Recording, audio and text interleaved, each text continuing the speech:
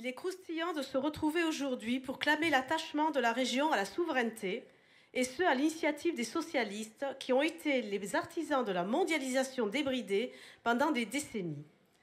Si les récentes déclarations de Donald Trump sur le protectionnisme pourraient avoir des répercussions sur les entreprises de notre région, il ne faut pas oublier que la diplomatie américaine est aujourd'hui restée du seul côté des intérêts américains, et ce, peu importe la couleur politique de la Maison-Blanche.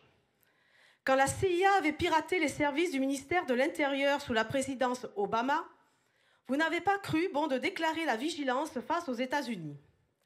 Quand le gouvernement Biden a approuvé le Cloud Act, qui autorise les services secrets américains à piller les données des particuliers français stockées sur les systèmes des entreprises américaines, vous n'avez pas cru bon, là encore, de déclarer la vigilance.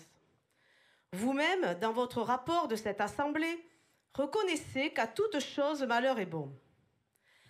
En effet, certaines mesures prises par l'administration Trump, comme le gel des subventions aux énergies vertes, créeront des opportunités d'investissement en vue de développer des carburants à faible émission de particules pour l'aéronautique.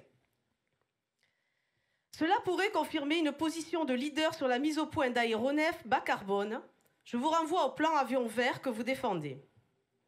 Quant à l'eurodéputée et conseillère régionale PS d'Occitanie, Madame Claire Fita, qui se fend dans la dépêche du Midi d'un article défendant une Europe souveraine, ce serait risible dans sa bouche si le sujet n'était si sérieux.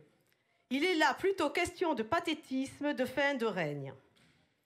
Car tout le monde sait que ce débat n'est qu'une façon, pour vous, Madame la Présidente, de dénoncer le vote légitimement exprimé par le peuple américain et non une réelle tentative de protéger nos administrés.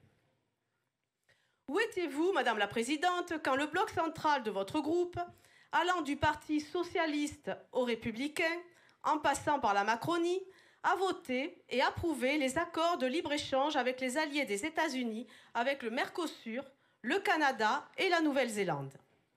Où était votre vigilance, votre indignation face à cette condamnation à mort de notre agriculture effectuée au profit des multinationales? Cette attitude nous éclaire au moins sur un point. Vous n'avez que faire des quelques 64 730 exploitations agricoles en Occitanie, tout comme les fleurons de notre région, comme Aura Aero, qui risquent chaque jour de voir leur technologie dérobée par des agents américains.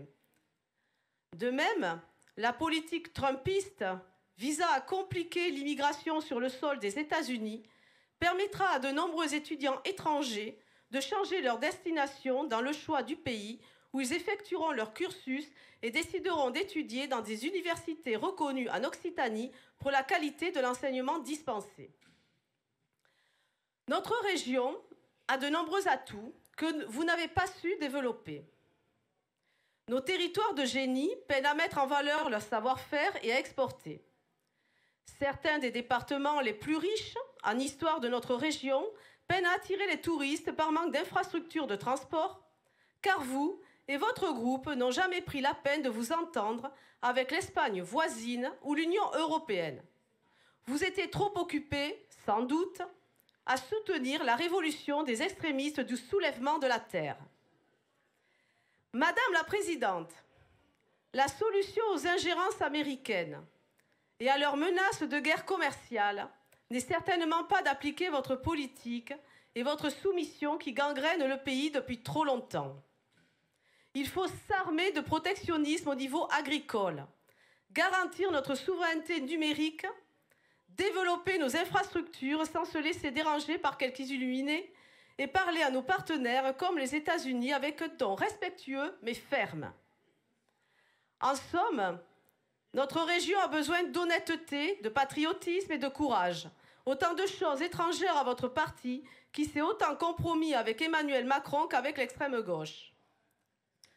En tout état de cause, la région s'est déjà adaptée à des changements qui ont eu lieu lors du premier mandat de Donald Trump, et notons que la Chine du président Xi Jinping n'hésite pas une seconde à opérer exactement la même politique protectionniste sans que votre majorité ne s'en offusque. Je vous remercie pour votre attention.